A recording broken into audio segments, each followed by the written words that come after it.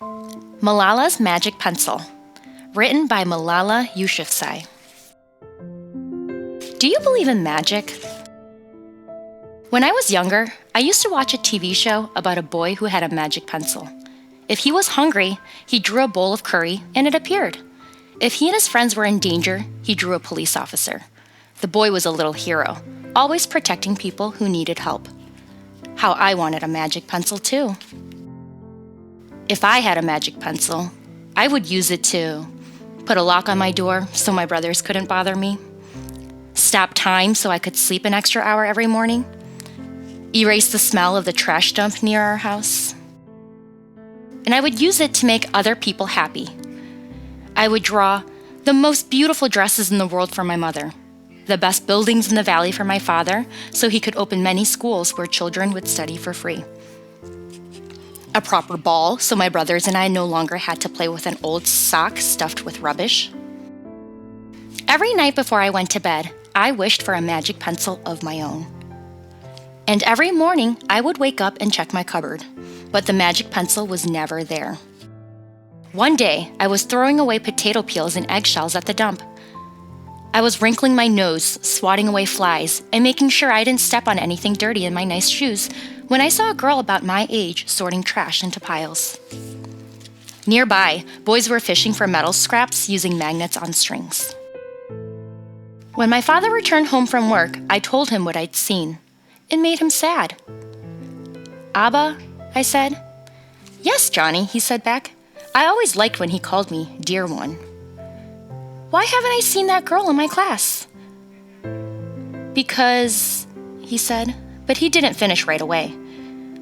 "Because, Johnny, in our country, not everyone sends their daughters to school, and some children must work to support their family. Those boys will sell the metal scraps they find. If they went to school, their families would go hungry." School was my favorite place, but I had never considered myself lucky to be able to go. My father had always said, "Malala will live free as a bird." Now I wondered how free I'd truly be. That night, I thought about families who didn't have enough food, and the girl who couldn't go to school, and even about how when I was older, I would be expected to cook and clean for my brothers, because where I came from, many girls weren't allowed to become what they dreamed of. I knew then that if I had the magic pencil, I would use it to draw a better world, a peaceful world. First, I would erase war, poverty, and hunger. Then I would draw girls and boys together as equals. Over the next few years, instead of wishing for a magic pencil every night, I worked hard in school every day. I wanted to be one of the top students in my class. But soon, powerful and dangerous men declared that girls were forbidden from attending school. They walked the streets of our city now. They carried weapons. One by one, girls stopped coming to school. "Abba, where are all the students?" "They don't feel safe here anymore, Johnny." "How could a few men stop all the girls in our valley from going to school? If more people knew what was happening to us," I thought, "they might help." Wishing wasn't enough. Someone needed to speak out. Why not me? I wrote about what it felt like to be scared to walk to school and how some of my friends had moved away because of the threat they faced in our city.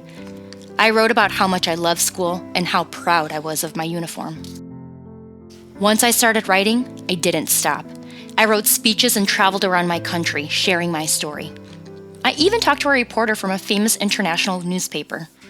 People actually wanted to learn about my life. I spoke for all the girls in my valley who couldn't speak for themselves. My voice became so powerful that the dangerous men tried to silence me. But they failed. And now my voice is louder than ever. Louder because people have joined me, and together we make a chorus, standing up for what we believe in. We raise our voices for those in need. Help people in danger, even if they are an ocean away. Think of the world as a family. Do you still believe in magic? I do. I wrote alone in my room, but people all over the world were reading my story. Millions now know it and help me spread my message of hope. I had at last found the magic I was looking for, in my words and in my work. I am Malala. I've always wished I could make the world a more peaceful place, and every day I work to make my wish come true. One child, one teacher, one book, and one pen can change the world.